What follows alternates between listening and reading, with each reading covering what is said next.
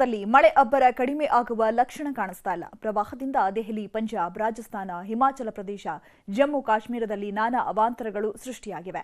ಅಪಾಯದ ಮಟ್ಟ ಮೀರಿ ಹರಿತಾ ಇರುವಂತಹ ನದಿಗಳು ಜನರ ಪ್ರಾಣ ತೆಗಿತಾ ಇವೆ. ಭೀಕರ ಪ್ರವಾಹದಿಂದ ಆಗ್ತಾ ಇರುವ ಅನಾಹುತಗಳೆಷ್ಟು ಅಂತ ನಿಮಗೂ ತೋರಿಸ್ತೀವಿ ನೋಡಿ.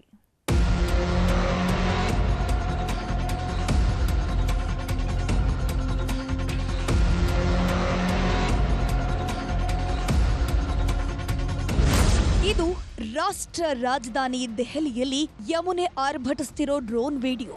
ಊರೂರೇ ಮುಳುಗಿಸಿದ ಯಮುನೆ ಸಾವಿರಾರು ಮನೆಗಳನ್ನು ಮಡಿಲಿಗೆ ಸೇರಿಸಿಕೊಂಡು ಮನೆ ಮಠ ಕಳ್ಕೊಂಡು ಬೀದಿಗೆ ಬಿದ್ದ ಜನರಿಗೆ ಸರ್ಕಾರವು ಪರಿಹಾರದ ಶಿಬಿರಗಳನ್ನ ನಿರ್ಮಿಸಿದೆ. ಆದ್ರೆ ಆ ಪರಿಹಾರ ಶಿಬಿರಗಳನ್ನು ಯಮುನೆ ಆವರಿಸಿಕೊಂಡು ಸಂತ್ರಸ್ತರನ್ನ ನೆಮ್ಮದಿಯಾಗಿ ಮಲಗಲು ಬಿಡ್ತಿಲ್ಲ.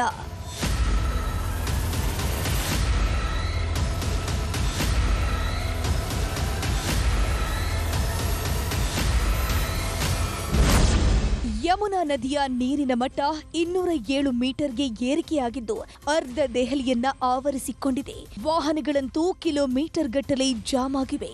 ರಸ್ತೆಯಲ್ಲಿ, ಮೋರಿಯಲ್ಲಿ, ಗುಂಡಿಯಲ್ಲಿದೆ ಅಂತ ಗೊತ್ತಾಗ್ತಾ ಇಲ್ಲ.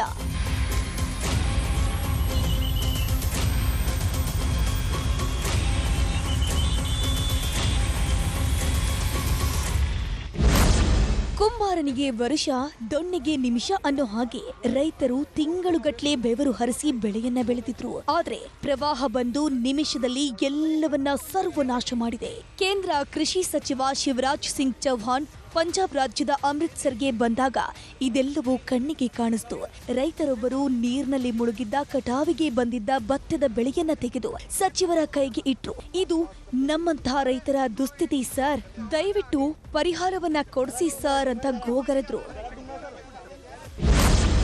ಅಮೃತ್ಸರ್ ಭಾಗದಲ್ಲಿ ರೈತರ ಕಷ್ಟ ಕೇಳಿದ ಮೇಲೆ ಕೃಷಿ ಸಚಿವರು ಟ್ರ್ಯಾಕ್ಟರ್ ಹತ್ಕೊಂಡು ಹೊರಟ್ರು. ಮುಳುಗಿದ ಕೃಷಿ ಜಮೀನುಗಳೆಲ್ಲವನ್ನ ಕಣ್ಣಾರೆ ಕಂಡ್ರು. ಆಮೇಲೆ ಮುಳುಗಿದ ಕೃಷಿ ಜಮೀನುಗಳಲ್ಲಿ ನಡ್ಕೊಂಡು ಹೋಗಿ ಪರಿಶೀಲನೆಯನ್ನ ಮಾಡಿ ಮಾಹಿತಿ ಪಡ್ಕೊಂಡ್ರು.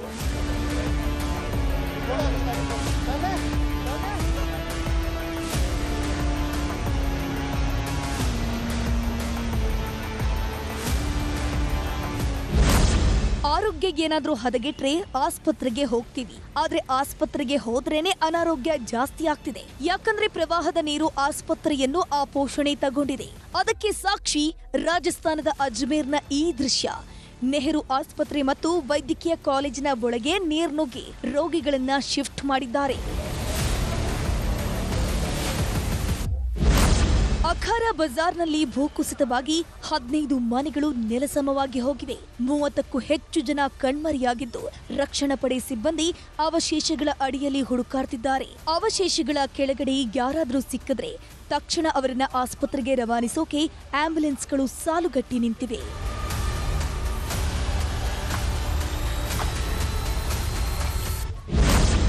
ಒಂದ್ ಕಡೆ ಸಲಾಲ್ ಡ್ಯಾಂನ ಎಲ್ಲಾ ಗೇಟ್ಗಳನ್ನ ಓಪನ್ ಮಾಡಿ ನೀರು ಬಿಡಲಾಗ್ತಿದೆ. ಇನ್ನೊಂದ್ ಕಡೆ ಜೆಹಲಂ ನದಿ ನೀರು ಶ್ರೀನಗರದ 10ಕ್ಕೂ ಹೆಚ್ಚು ಗ್ರಾಮಗಳನ್ನ ಮುಳುಗಿಸಿದೆ.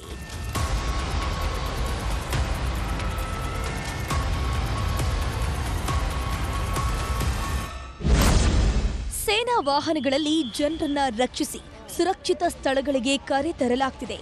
ಟ್ರ್ಯಾಕ್ಟರ್ಗಳನ್ನು ಬಳಸಿಕೊಂಡು ಮುಳುಗಡೆ ಗ್ರಾಮದಲ್ಲಿರೋ ಜನರನ್ನ ರಕ್ಷಣೆ ಮಾಡಲಾಗ್ತಿದೆ.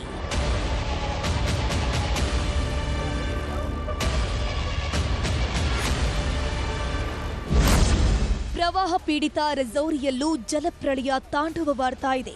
ಪೊಲೀಸರು, ರಕ್ಷಣಾ ಸಿಬ್ಬಂದಿ ನೆರೆಯಲ್ಲಿ ಸಿಲುಕಿದವರನ್ನ ರಕ್ಷಣೆ ಮಾಡಿ ಸುರಕ್ಷಿತ ಸ್ಥಳಗಳಿಗೆ ಶಿಫ್ಟ್ ಮಾಡ್ತಿದ್ದಾರೆ.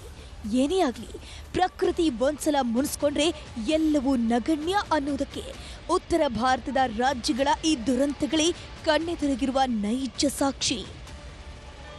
Bureau report, news 18.